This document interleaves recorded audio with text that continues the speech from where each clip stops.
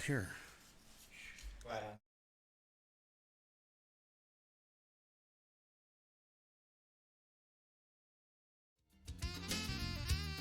Welcome to Fighting Back. News talk, current events, and political commentary. Now here's the host of Fighting Back, Uncle Ronnie. Go. Hey, this is Uncle Ronnie, and we're fighting back, and I have an echo. Okay, I don't know. Thank you. At any rate, we're here today, and the great Ray Michaels is on special assignment, and we're fighting back with Peter Martin. But before we do, I want you to, everybody, go to your subscribe button on your computer and subscribe to this show. It's really important that we get those numbers up because it helps us get on the good side of Facebook and actually even YouTube when we do that, when they like to see those big numbers. And so please do that. Secondly, I would like you to all know that we have many books for sale here at our office, and we have some T-shirts and that left over from the last election. And please stop by and visit us. You can do that at 3238 East Bell Road in Phoenix. And it's the shirts aren't the large ones. So if you're an average size or large person, you're not going to have we're not going to have your size. But we do have regular large and medium and small. So if you have children or young teenagers that would like to have a T-shirt as a memento of the last election, please stop by and pay us a visit. And while you're doing it, you can sign some petitions that we have for recalling of our Board of Supervisors. And that's important that we do that because that's another issue we'll probably be talking about on Backstreet Gossip on Monday night. But Peter, we have Peter Martin here in the studio with us, and you've seen him again last week. We put that around, and wow, that was really interesting. But for those that didn't see the show, Peter, tell us a little bit about yourself, how you got into this. I know you have several businesses, and this is just almost a hobby with you. Kind of is a hobby. First of all, I want to welcome all the unvaccinated COVID survivors out there. We are 7.7 billion strong and growing, so nice to have you all here with us. Not all of, but a good portion, let's say. And yes, it is kind of a hobby for me to look at climate change, Ron. As you know, as a financial advisor, I just care about what's coming. I have to be a forecaster. And so I objectively look at what is likely to come our way. And when it comes to the climate, I'm very interested in knowing, are we going to heat up and boil over like many scientists and some billionaires tell us? Please, if you would, I know you're into futures. And, yeah, absolutely. And of course, those of you that don't know what futures are, you're kind of making a little bit of a gamble that next year the corn crop will be good and the hog markets will be excellent and so forth and so on. And we know from past experience that's not always the case. So your studies of weather are really important in knowing what we can expect next year so you can advise your clients whether that's a good investment or a bad investment. Absolutely.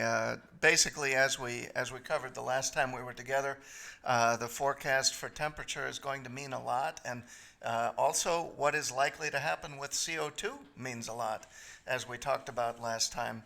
And we found out in the last broadcast that actually a higher CO2 level is fantastic for agriculture. Can actually lead to greater gains. Wait a minute. I've been told that CO2 is killing the population of the country and the world. What's happening here? It's great that you've been told that. That's wonderful. Is this a new perspective on things? I think it's the real perspective, and I think people are waking up to that worldwide and realizing that reality is not what we've been told. So, and that's very important. That is interesting. Last week, folks, we did talk a little bit about this. And this noxious gas, they say, is killing everybody. Is what percentage of the total atmosphere? Right. Great. We always hear the number 400 parts per million. Seems like such a big number, especially when it went from 300 to 400. Unprecedented levels. Well, 400 parts per million translates into 0.04% of the atmosphere. That's what that means.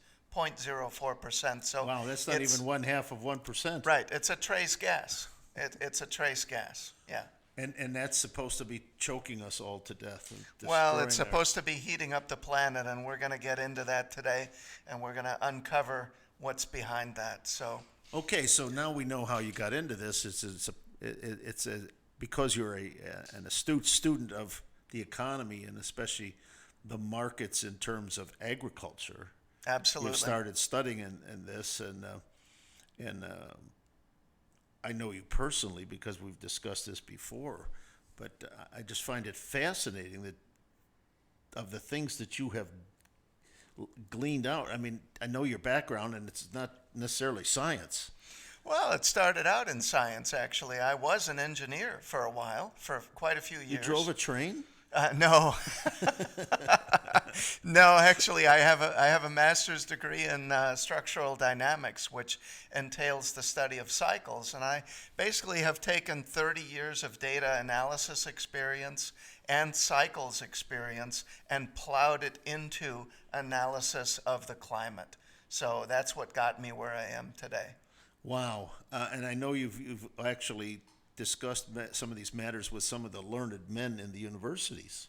I have, yes. I've met some climate scientists and especially physicists, a few chemists, and I've spoken with people who are really involved in this field and who have something to say, especially with regard to what is coming at us from space. And that's something that's so rarely mentioned. We talked about it last week.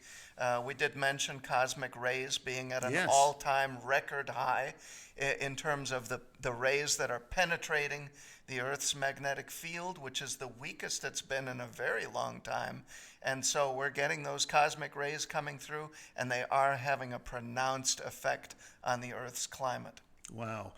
And I know from speaking to you, not necessarily last week, but in the past, we know that there's old science and there's new science. Very true. Some of the people that had gone to school maybe 30 or 40 years ago kind of cling to the philosophies that they had studied, and they haven't, in my opinion, they haven't gone out and re-educated themselves into some of the newer technologies that in science that has been developed over the years. That's absolutely true. What we have actually, I'm sorry to say, I really do. This is just coming from what I've observed. What we unfortunately have is a situation of selectivity. We have a selective use of old information and a selective use of new information, most of which I'm sorry to say is misleading. What we should be doing is actually, and we're going to see that today, we should be using a lot of the old knowledge that has been known by science for a very, very long time, but unfortunately it's been conveniently swept under the rug in order to make room for this prevailing narrative that kind of feeds an agenda these days. That's the unfortunate reality. So it's not merely ignoring some of the new discoveries, it's also ignoring very, very pertinent old discoveries. Well, you know, one of the things that we had in Phoenix, and probably much of the state, we had the hottest year, I think, on record last year, 2020. And people keep saying, well, that's global warming. But you could probably go back a few years and say we had one of the coldest seasons that we had had. Well, we certainly did, yeah. And that's called weather, not climate. Yeah. we, as we discussed last week, we've basically had 23 years of temperatures waffling back and forth, up and down. The highest temperature reading in all those years was 2016. It was a whole 0.2 degrees Celsius hotter than 1998. And it is absolutely a fact that the last year, if we just look at the last 12 months, it absolutely was colder on average than 1998. Wow. You know, one of those years, you might remember this, I do, we had a temperature of 120 degrees Fahrenheit. Do you recall Oh, that? absolutely. Sure. And of course, somebody made a fortune with T-shirts that said, "I survived 120 degree heat in Phoenix." Yeah. 122 degrees. Right, right, And I remember because I was at work, and I remember when they said, "Boy, we just hit that record," and all the aircraft had been grounded. right. And I ran outside to see that because I worked near the airport. And you hear planes all day, and they were such that you didn't even notice them because you heard them so often. You didn't even notice them. Right. And all of a sudden, the sky was clear because the planes had never been tested at those temperatures. They hadn't done the research to see if the planes would operate normally at 122 degrees. Right, right. So, at any rate, tell us more about where we're at now. We have this dastardly CO2. I mean, this stuff is choking us. Yeah. Well, I wanted to start out today just by showing an introductory video. I think it's important for our listeners to recognize where some of this fear-mongering that's out there is coming from. And, of course, Bill Gates, as we talked about last Bill time. Gates, another little thing. I mean, he's now into Yeah. the COVID. Now he's into the climate and Right. weather. Okay, what So do we have here? instead of me reading it, I thought, why not just show the audience what he said? So this is from February 25th on CNBC. Go ahead, Mike. Let's I roll want it. to start by putting this in perspective. In terms of the loss Sound. of human life, you say that climate change will be many times or could be many times more deadly than the COVID-19 pandemic. Make that connection for us. How much worse could it be?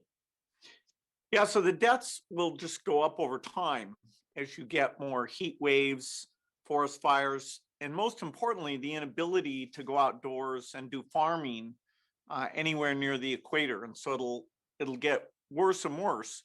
The temperature rise is based on the total cumulative amount of CO2 we put in the atmosphere. And so certainly by the end of the century, you'll have permanent die-offs of all these coral ecosystems. No beach you ever went to will be around. And sadly, there won't be a simple solution like, hey, let's get a vaccine and we can get ourselves out of this thing, because it's the entire industrial economy that's responsible for these emissions. That is amazing. That's amazing. It is, isn't it? Yeah. How can he say that? I mean, first of all, the death will go up because we have more and more people in the world than we ever Exactly. have. So that's kind of a misnomer.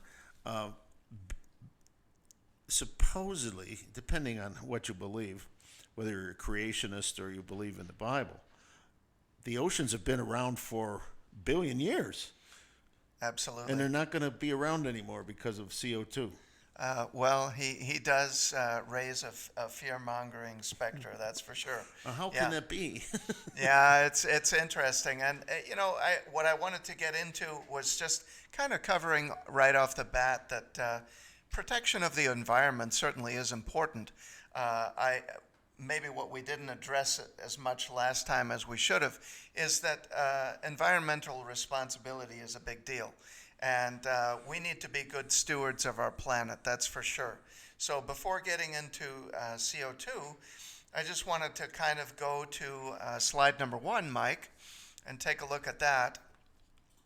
And we just see here that as a result of what we've been doing lately with our masking up and protecting ourselves from COVID, at least that is what we've been told, it has had a very marked impact on the environment. We've got an estimate of 1.5 billion masks polluting the oceans, and we even have some environmental experts who are telling us now that wildlife could be threatened by all these masks that we are disposing of. So we need to really make a choice here. Are we going to protect ourselves and put the environment at risk, or are we going to cut back somewhat and maybe take a new stance on all these masks and protect the environment some more? We really need to make a choice here. And in addition to that, I just wanted to say that as far as the air is concerned, looking at automotive emissions, I have always been an advocate of catalytic converters. I think they're fabulous. As a child, I was asthmatic. So I appreciate catalytic converters very much. I just wish that if we look at the world, we would use them more in places like China and India. That's really where I think we need to look at emissions from automobiles. U.S. emissions are actually very, very good when it comes to the automotive sector. So You know, it's interesting. I see a lot of videos coming out of China. Everybody's wearing the masks there, and it's not because of COVID. I think it's because the air quality is so bad. And in the United States, and this is what's so strange, they want us to pay for cleaning up the world. But we probably are, for an industrial nation, we're probably one of the cleanest it's absolutely countries true. in the world. That's absolutely true.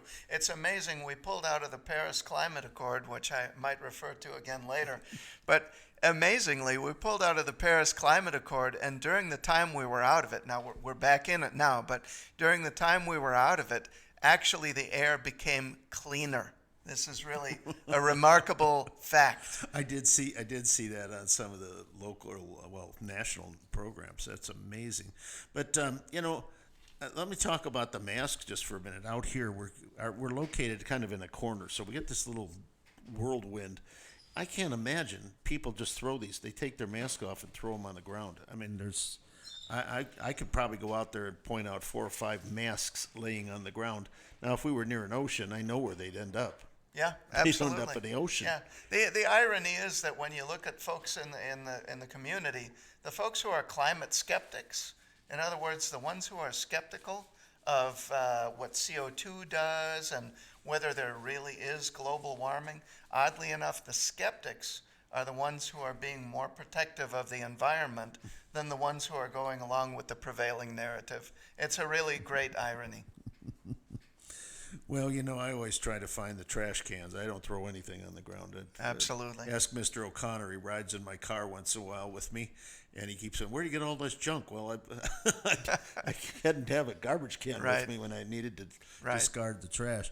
Okay, well, so people are saying that the Earth is warming.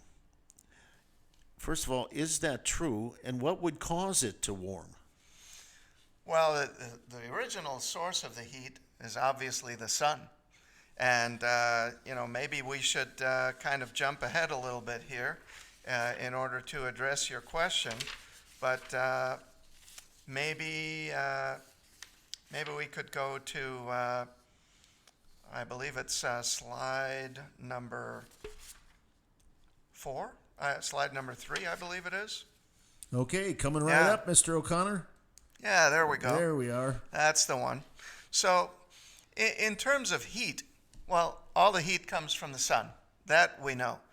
No one's ever been able to show me the heat generator inside a molecule, because none of them have a heat generator.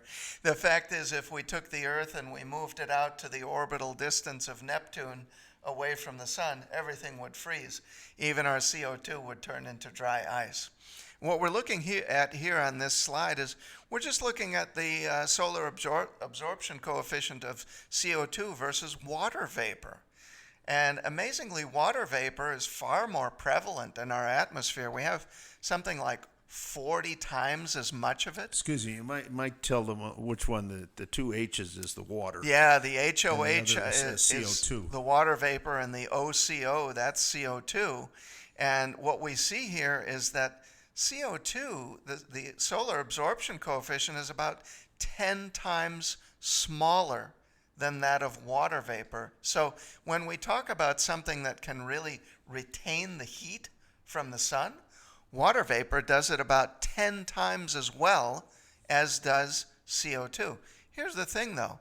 Why do we not talk about water vapor? Very simple. You can't blame it on humans. That's the thing.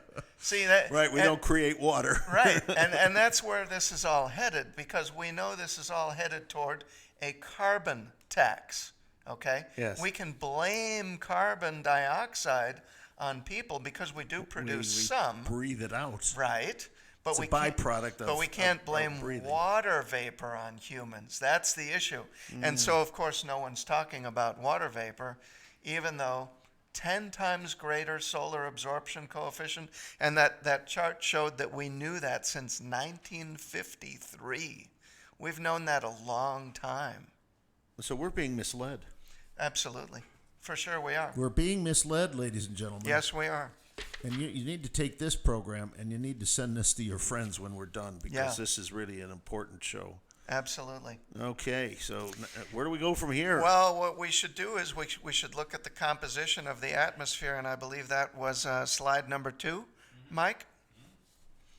And that lets us know what the greenhouse gases in the atmosphere are.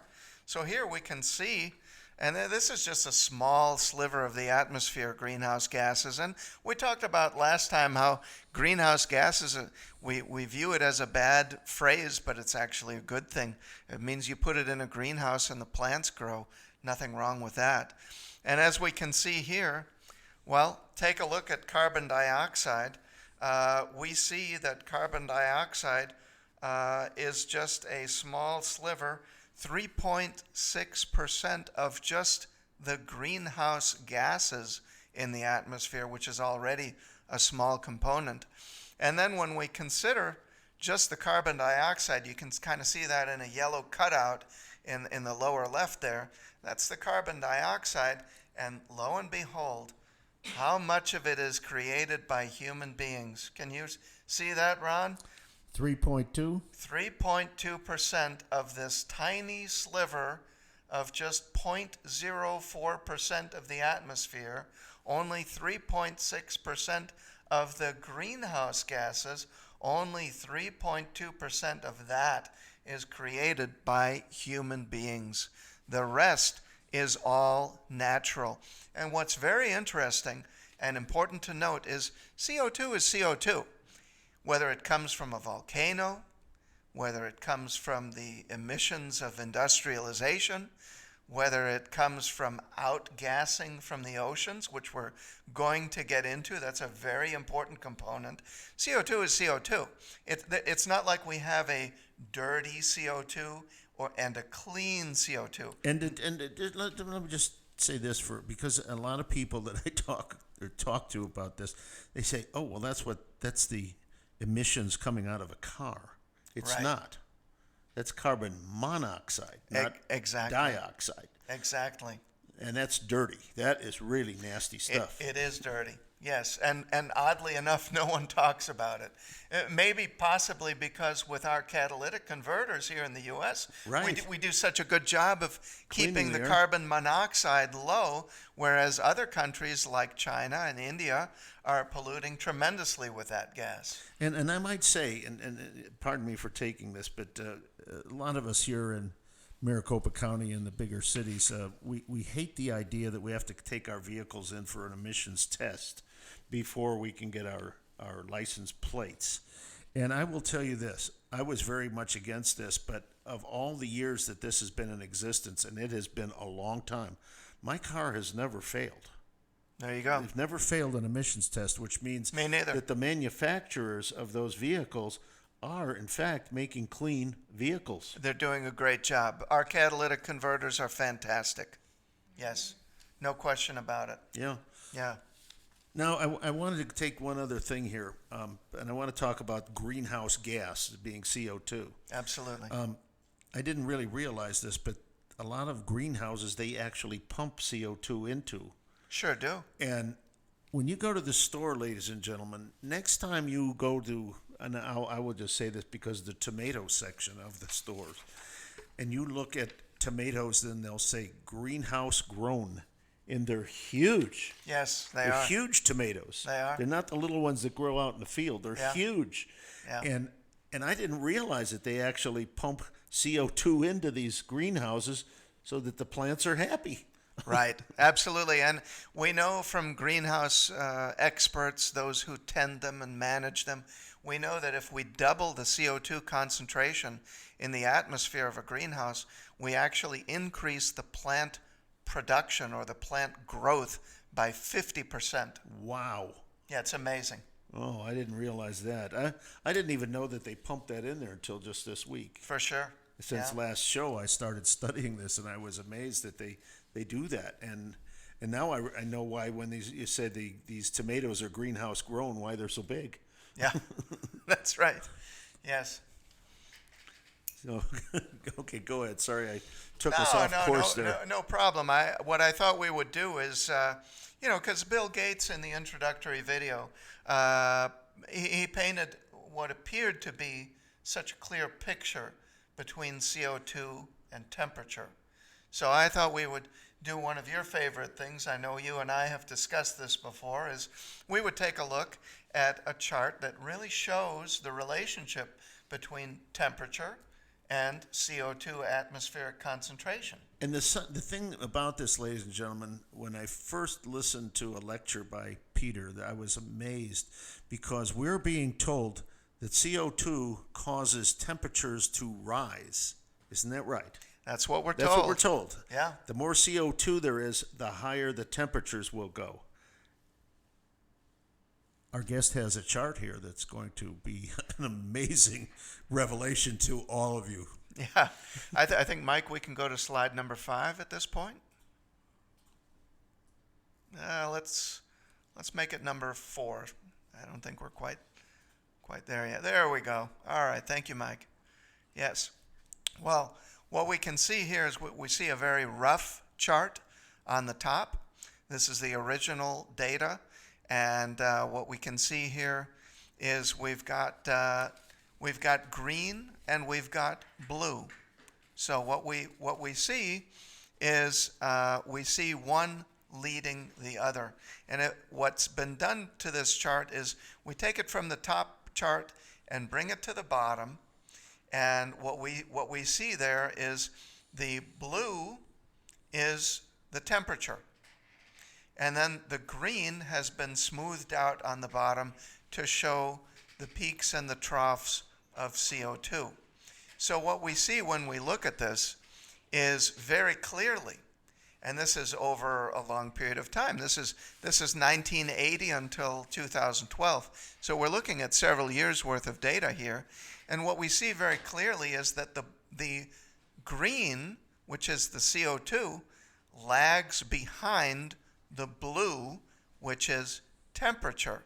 So it really raises the question to an objective observer over years, even decades here. It really raises the question, why would we expect the CO2 to be the driver of temperature? It's actually the other way around. We can see here that temperature moves first and then CO2 follows later.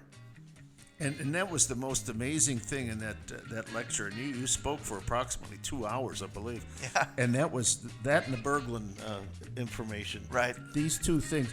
This was the thing that woke me up, ladies and gentlemen, when you started seeing that the temperature is driving the CO2 and not the CO2 driving the temperature.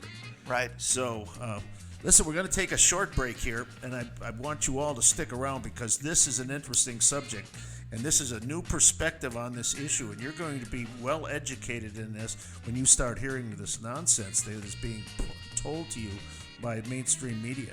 Don't go away. We'll be right back.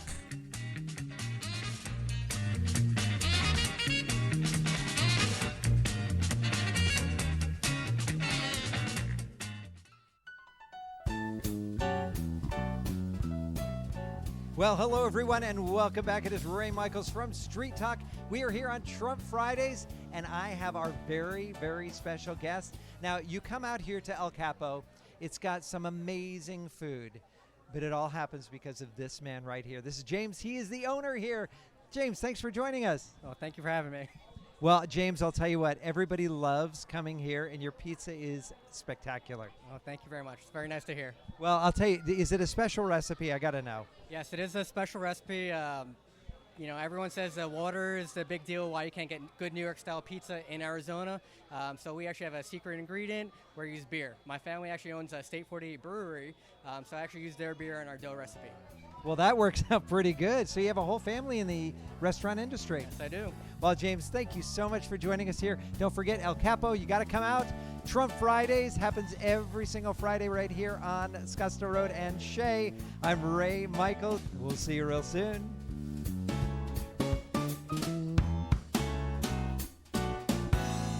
You are truly an amazing woman. Tell us the name of your company. It's Janet King. Well, DBA MNR Janet King. I've been doing this for 18 years, and I have 70 employees working for me. I do commercial cleaning. If you guys need any commercial Yeah, cleaning. you're here in the Valley. I'm here in the Valley. I work in Chandler, Tempe, Mesa, Phoenix, everywhere. And now, after coronavirus and March 18, 20, I'm doing fogging and completely total disinfecting of any facility. You have an active case in your facility, call me, I'll take care of you. So you take care of homes, it could be adult living, anything like that. Anything that you need a total disinfecting. I have the equipment, I have the people, and whatever you need. Let's kill this virus. All right, so what's the website? It's marthayamas.com. Go to my website, and then you'll see everything I do and, everything about me. All right, spell out your last name for all of our viewing audience. I start with my name, martha.lamas.com. That's where you go. And how do they reach you by telephone? My phone number is 480-577-9574. In a world where security matters more than ever, Lionheart Security Services stands head and shoulders above the competition. Whether it's airport security, high-rise residential and office security, event security, warehouse security, or even personal security, call the best of the best. Lionheart Security Services. We provide armed and unarmed officers. Our armed officers are held to the strictest standards of 90% accuracy, 20% higher than Arizona standards. When it comes to securing you, your goods, and services.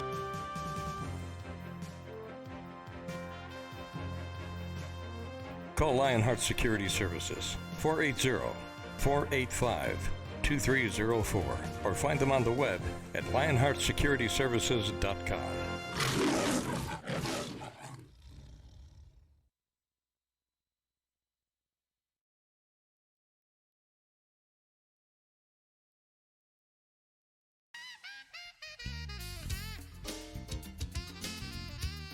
You're listening to Fighting Back, News Talk, current events, and political commentary. Now here's the host of Fighting Back, Uncle Ronnie. Well, we're back, and I want to tell you all, our sponsors are really great people. I've been to each of these places, know them each personally. El Capo's has some of the best food in town, believe me. And of course, Jana King, that has to be a good organization because her husband is named Ron. So that's that makes it a really good business, I guess. And of course, that says a lot. And of course, the security Lionheart is our good friend Mike Morrison. So please take advantage of these businesses and know that they support small radio stations like Hub Radio Phoenix. When last we were talking to Peter Martin, we were talking about CO2 and the effect of heat versus CO2. You have been told that CO2 in the atmosphere drives the temperatures higher. That's just not so. Science has determined that temperatures drive the CO2. So, once again, pay attention, real close attention to what Peter's telling us, because when you start hearing this on the news, you're going to know the truth about what's happening. Well, yeah, well put, Ron. Great way to introduce the second part of the show. And in fact, I wanted to, Mike, just go briefly back to slide number 4, because what we see there actually is over on the left, we can see, and this has been known for a long time, there's actually an empirical equation that Emeritus Professor Lance Endersby has derived relating temperature and CO2. And what it clearly shows, and you can see it there, y equals 143.6x plus 334.1. And what that equation shows you is you put in x, which is the temperature, and out pops y, which is the atmospheric concentration of CO2 in parts per million. And so you see there that the driver, the driving thing is the temperature, And the thing that gets driven is the atmospheric level of CO2. We've known this equation for a very long time. It's not questioned. It's not controversial. It's just that it doesn't fit the prevailing narrative today, so it gets conveniently swept under the rug, and most people don't bother to look it up. But it's there, and nobody even questions it. This chart is phenomenal because as you look at these things, you'll see that the temperature, there's a lead lag here. When the temperature goes up, there's a lag before the CO2 hits its peak. It's amazing. And when I first saw this with Peter, that I think you can still recall my astonishment. I remember, yes. Because I thought it was the other way around, because Right. that's what we had been told. It's absolutely what we're told, yeah, and it's great to see it that it is actually the other way around. It kind of relieves the concern that human beings may have, that people might think, oh, we are at fault. Well, We're not. let's just remove that from the whole thinking process. We are not at fault. No. And even if there is a climate change or even a rise in temperature, we're not creating it. It's nature that creates it. Yeah, basically the heat comes from the sun, and the earth regulates it through CO2 and mostly through water vapor, as we've discovered today. Yeah. So maybe what we could do is we could go to slide number 5, Mike. I think that would be good to look at next. And just to really put a kind of a finishing touch here on CO2, I want to really drive home the idea that some people might think, well, what if CO2 goes up a lot? What if it doubles? What if we have 800 parts per million? What if we have 1,200 parts per million CO2? What happens to temperature then?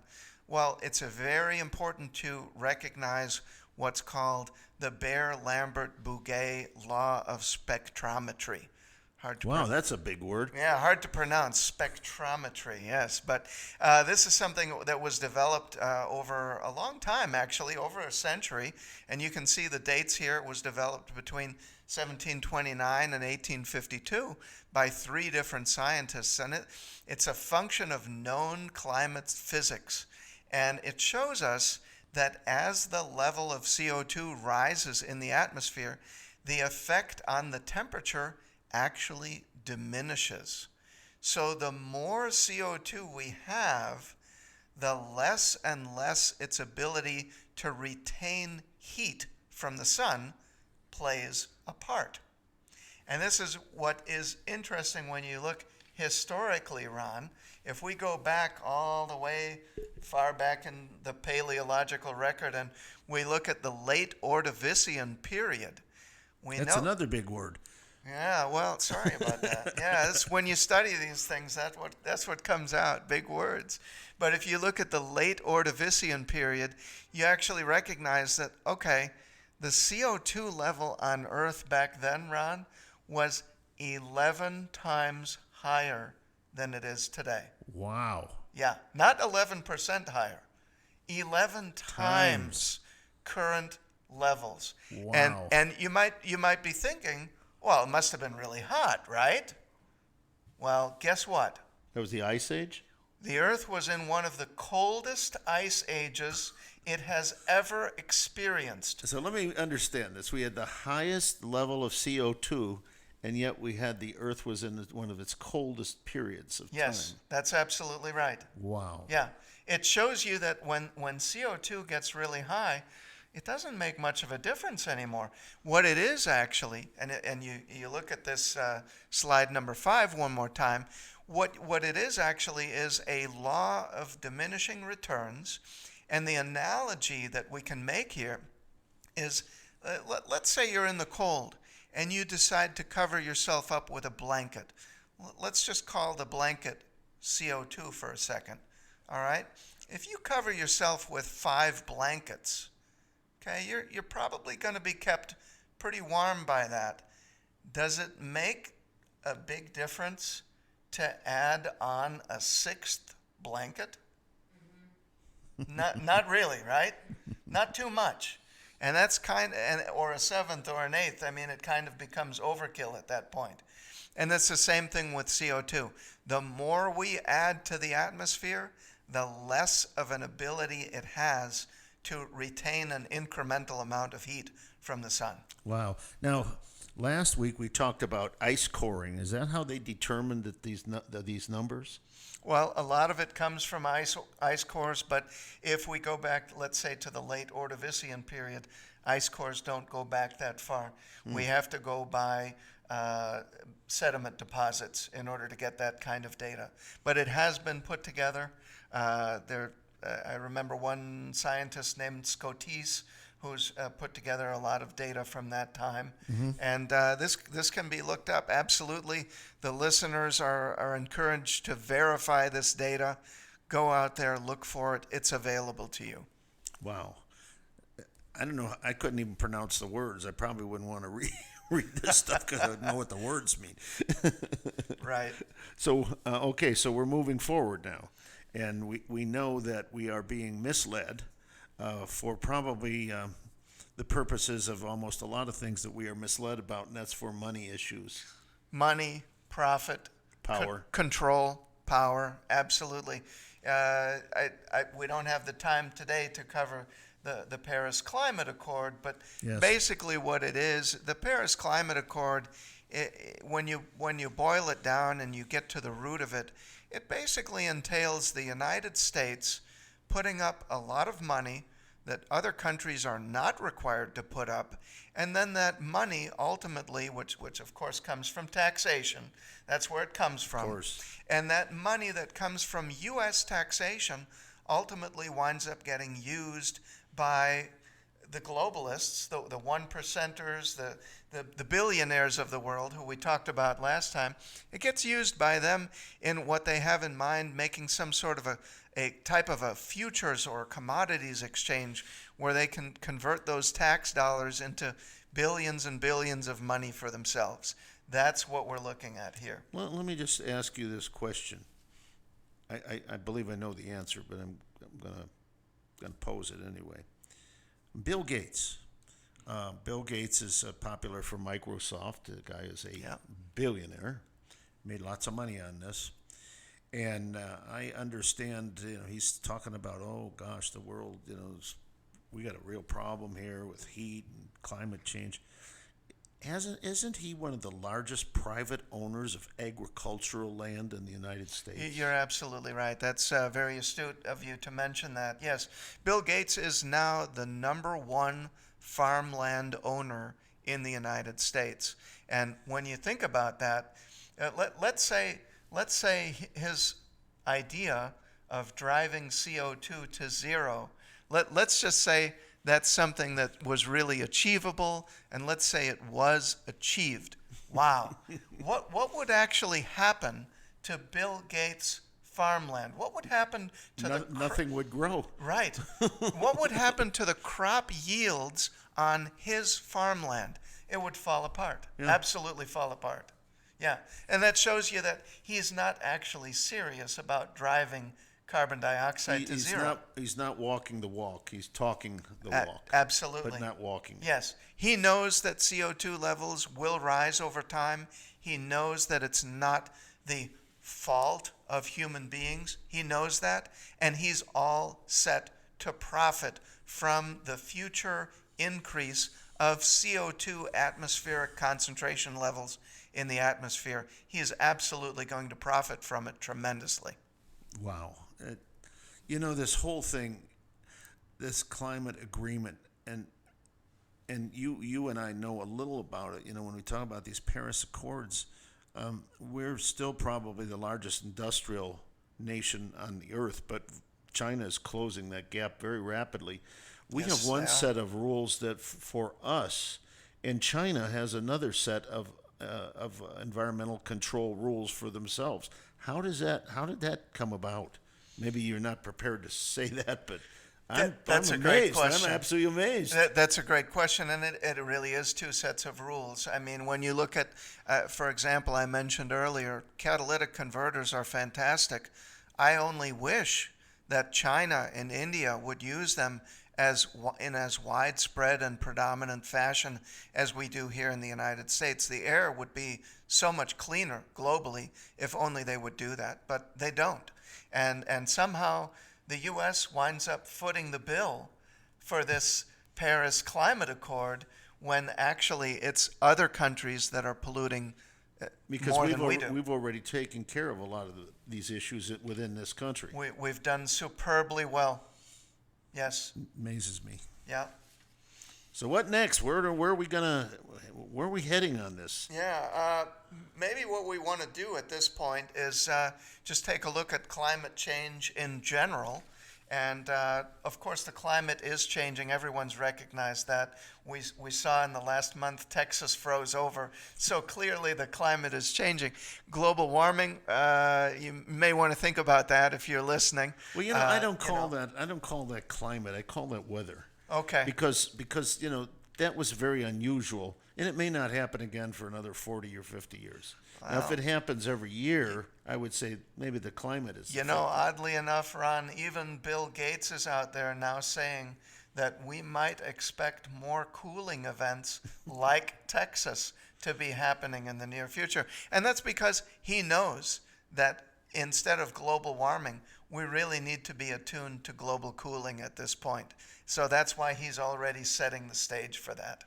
Well, we've already had 80-degree days here in March, and we're in Phoenix, Arizona, and we've already had 80-degree days, which is probably about the average summer temperature in Minneapolis, if it gets that hot. Right.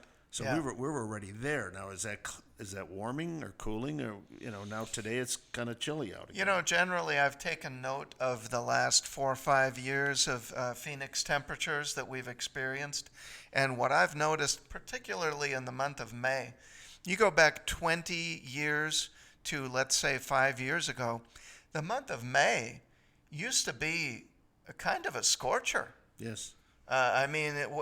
Granted, June was always hotter. We know that. Yep. Okay? But the month of May used to be a scorcher here in the Phoenix metro area. But the last 4 or 5 years, it's been very, very tame. May has been a nothing for us. And so I kind of use the month of May as my gauge as to where we're going. And I see the last 4 or 5 years, we've been cooling. And the other thing that's happened, very interestingly, is the temperatures have kind of swung further and further into the year. So into the fall. Right. Because exactly. when I've been here approximately 50 years in Arizona, and I remember after Labor Day, I always said the good Lord has turned the furnace off, because shortly the second week in September, it started cooling down very nicely. Yeah. That doesn't happen anymore. Yeah, exactly. Now we get the heat going into the fall. We get the winter temperatures flowing into the spring. We get the summer temperatures going farther into the year so that we experience them in the fall. That's exactly right. And there's a reason for that, which we're not covering too much in this particular broadcast, but we mentioned in the last one how the Earth's magnetic field is weakening. And a big part of this, what I call weather hysteresis, where the weather kind of flows farther and farther into the year and gets kind of, it loosens from seasonal norms that we would expect. The reason for that is basically we are going into what's called grand solar minimum.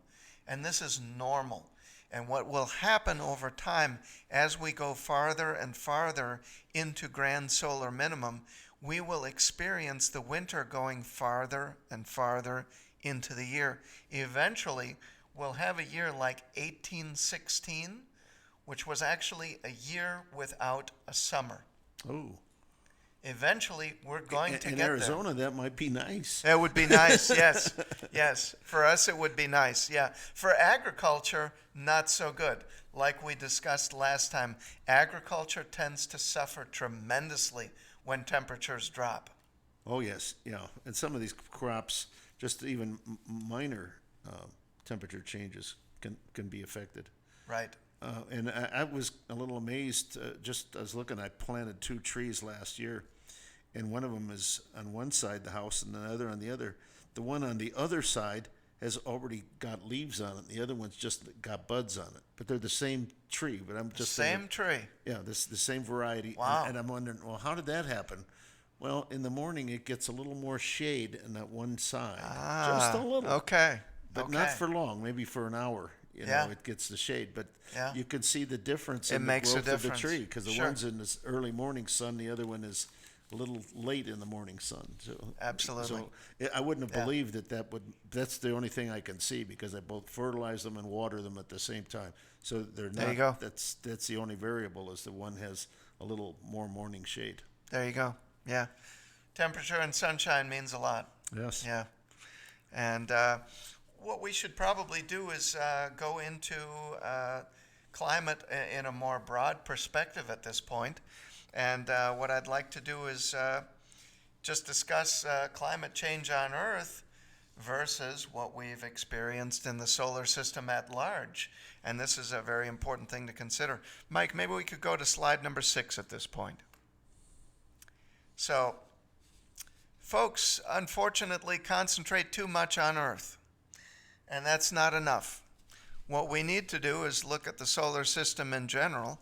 We talked about last time how one of the things that's happening is cosmic rays coming through with greater and greater intensity. The Earth, we discussed, being hit with record levels of cosmic rays. Well, guess what?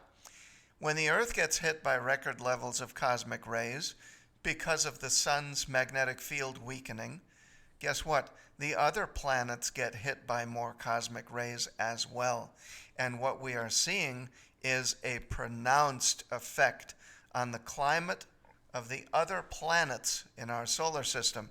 So if we take Mars, for example, Mars was covered by a single storm in 2018. Now, Mars is not as big as the Earth, but it's still pretty big. It's about 2/3 the size of the Earth. Imagine if the Earth was covered by one storm. That would really be something, wouldn't it? Yeah. And then if we look at Jupiter, Jupiter, amazingly, has 3 magnetic poles at this point. How does that happen? Yeah, well, it takes a serious disturbance to the electromagnetic environment of the solar system for something like that to happen. And it has happened with Jupiter. It would be amazing if that happened to Earth, wouldn't it? Oh, boy. How would we use our compasses? How would we tell direction if And we how, had... how would Santa Claus know where to? Yeah, exactly. Where's the North Pole? for sure, yes. And if we look at Saturn, it doesn't stop with just 2 planets. We move on to Saturn. Lo and behold, the equatorial jet stream of Saturn has increased by 80% in its velocity. Wow. Imagine if that happened with the jet stream here on Earth. Ooh. Planes wouldn't be able to fly west. They would have to fly only east because the winds would be so strong. Jeez. And then we have Uranus, which has been experiencing record storms, storm levels never measured before on Uranus. And finally, it's not pictured in the slide, but I just want to mention Pluto. Pluto is very far out there, but Pluto actually in 2 years has lost 20% of its atmospheric pressure. So imagine, Ron, these are the effects of climate change in our solar system. This is what's happening on the other planets. And what can you tell me, Ron? What is the one thing that's true about all these planets, except, of course, for the Earth? What is true about all of them? Well, one of the things that I would say, with the exception of Earth, we're probably, and I'll say probably because I don't know, we're the only ones that are inhabited by people, humans. That's exactly And right. if humans caused this problem, how are the other planets then having these same problems? Right. So the bottom line is, we're not responsible for this. Yes, that's exactly what this slide shows. You just look at the solar system in general, and you can see, wow, there are no people on these other planets. Yeah. Yet they have, in every case I've just mentioned, they have greater climate change than we do here on Earth. Yeah. Yeah. And you know, these are things, unfortunately, they're not telling us. We're not being told, you know, when we say, oh, well, gee, Phoenix is the hottest it's been. Well, maybe Mars is the hottest it's been as well. And maybe Saturn and Jupiter are the hottest they have been as well. So it's not that you and I are driving more, or the people here are driving more, or that we have more asphalt and pavement that's causing the again, we're talking weather versus climate. Weather is what happens every day, every year. Climate is over a long period of time. The weather changes, and so I don't know. I think it's so foolish that these people keep telling us that we're the ones responsible, and the thing that's even worse, and you know. The thing we've not been taught in school is critical thinking, and this has been one of my biggest bugaboos about education. Not for a long time, at least. Yes. They don't teach us how to think; they tell us what to think. Yeah, that's an issue. And we're being constantly told that, hey, you're screwing up the atmosphere, and you've got to drive less, and you've got to change your lifestyle. And I don't see that that's the case, especially from the case that you have just presented to us. Right. That doesn't seem to hold water. Absolutely right. Yes. Or water vapor. Yeah, or water vapor. Exactly right. Yes. So, okay. Well, one thing we can maybe finish off on slide number 7, Mike, and just kind of bring that point home that Ron was just discussing. And you can see on the top of this chart, we see a remarkable correlation between the red and the blue. The red is solar activity, in other words, what the sun is doing.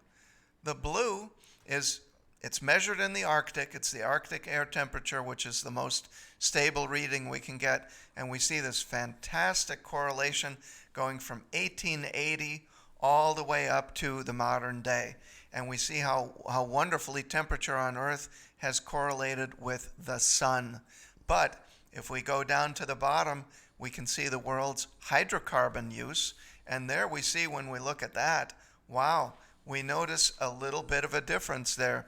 If we go, for example, from 1940 to 1970, wow, temperature dropped even though the world's use of hydrocarbons really ramped up during that period. That was the biggest increase in the world's hydrocarbon use, and yet temperature fell. What else fell? The sun's output. Solar activity fell during that time. So there you go. There's your correlation. Wow. This is absolutely amazing. Folks, if you're watching this, we're going to send this around. You can get this on... if you go to YouTube, you can go to 1776 Productions, and you can find this show tonight. And you need to be sending this around to your folks, your friends, relatives, and I want you also to review this for yourself again and again so that you understand that we are not responsible for this, and that it's some of these things even defy everything that we would logically think. Yeah, let's all educate ourselves. Let's not allow ourselves to be steamrolled by the prevailing narrative. And we're that's telling, not right. We're not telling people what to think. We're telling people to think. To think. Yes. Please think. Okay. Well, we'd like Absolutely. to thank Mr. O'Connor here for running this show tonight. We thank Mr. DeSante. He's done a great job here of making sure the studio has been properly prepared, and we will see you Monday night on Backstreet Gossip. Thank you, Ron. Nice to see you. Good night.